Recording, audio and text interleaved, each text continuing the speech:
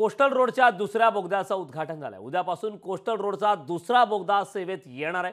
Marine drive ते वरळी प्रवास 9 मिनिटात शक्य होणार आहे। मुख्यमंत्री शिंदेंसह अजित पवार फडणवीसांकडून कामाची पाहणी केली जाणार आहे। सोमवार ते शुक्रवार असे 5 दिवस सकाळी 7 ते रात्री 11 वाजेपर्यंत अशी 16 तास खुली ठेवली जाणार आहे। कोस्टल रोड प्रकल्पाचे आतापर्यंत 90% काम पूर्ण झाले असून उर्वरित कामे पूर्ण करण्यासाठी शनिवार आणि रविवारी ही मार्गिका बंद ठेवली जाणार आहे। आज नरीमन पॉइंट कडून येणारा मुंबईकडे वरळीकडे जाणारा जो टनेल आहे 6.25 किलोमीटरचा, तो आज अमरसन्स आणि हाजी अली या ठिकाणी ओपन झालाय। त्याचा जवळपास 6.25 किलोमीटर हा प्रवास लोकांचा सुखकर होईल।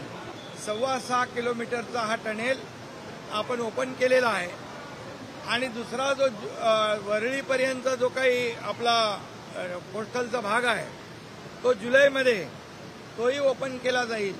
त्यामुळे मुंबईतले अतिशय रहदारीच्या रस्त्यावर मोठा दिलासा या ठिकाणी मुंबईकरांना मिळणार आहे।